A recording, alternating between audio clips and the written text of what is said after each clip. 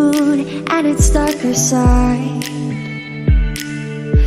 I can feel the gravity, the forces pull between you and me.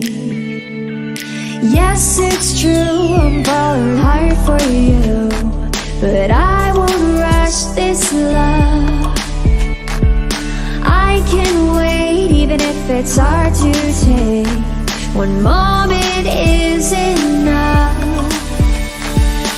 I will be standing. Hello everybody, welcome back to the Young Fan Podcast and welcome to another match reaction for Oxford United, this time of course against Morecambe in League One, of course, who today did win the game by 3 goals, won a fantastic win, really happy with it. And we're going to, of course, dive into it as we always do here on the live episodes of the podcast, breaking these games down, talking to you about it in the live chat. I can already see BYFC, Bottom Warners FC says, fair play to you guys. Good win, great week out in Oxford. I did actually hear that you did go and see the game. You did tell me that you were in the Morecambe away end.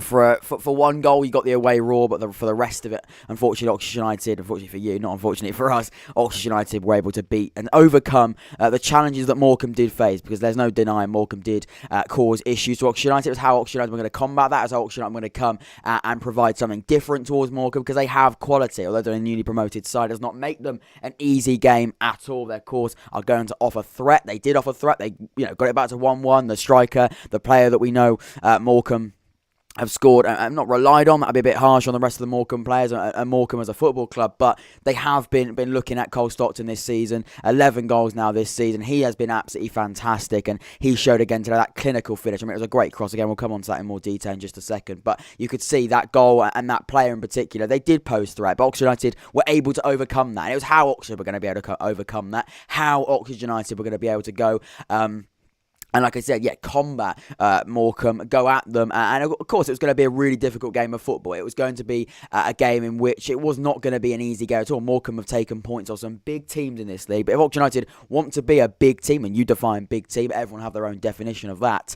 But of course, if you want to, we spoke a lot about Oxford United against the top 6. Can they beat the top 6? Well, if Oxford United are going to be the new top 6 and be in the top 6 for a prolonged period of time, which thankfully we are now, we have confirmed the spot with 2 points safe, if you like, in that top 6. You've got to also beat the teams below you as well. And you've got to also beat the teams that are going to cause issues. And I think Jerome said it fantastically well.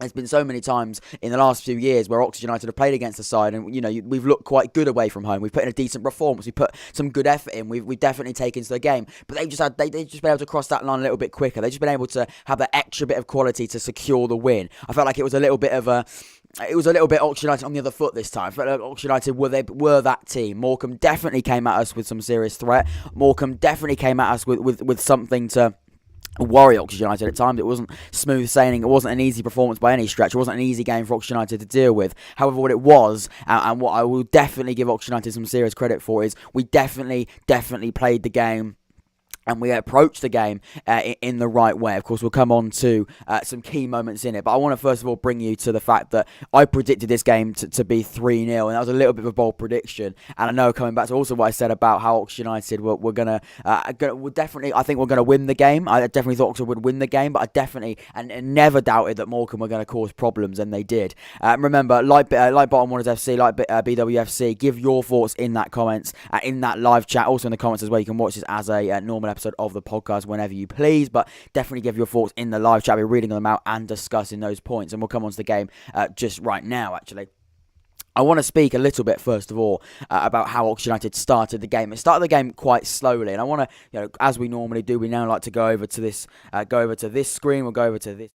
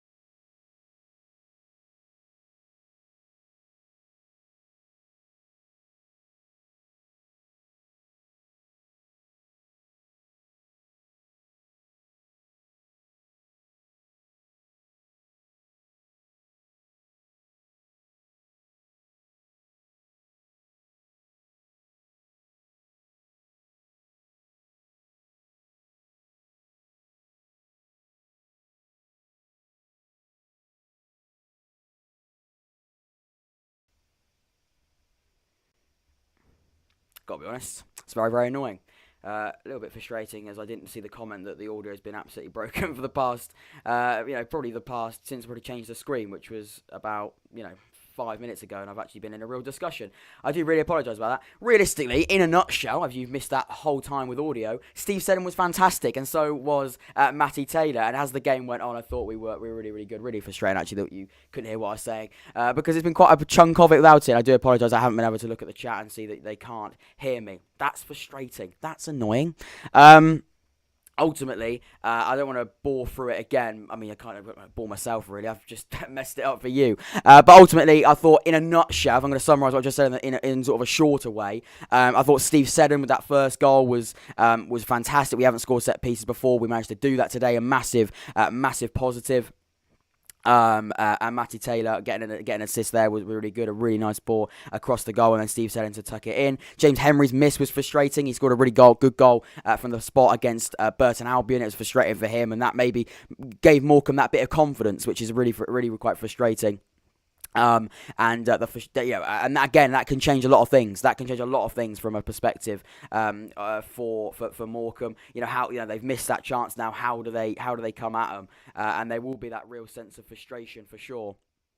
That they weren't able to maybe. I mean, they did get their goal back, but after that, I mean, to be fair, after they scored that goal, after we missed that penalty, and then they did score that goal, you did feel like they had a real shift of momentum then as well. You did feel they had that sort of momentum to go on, and that was again from Oxford United quite frustrating.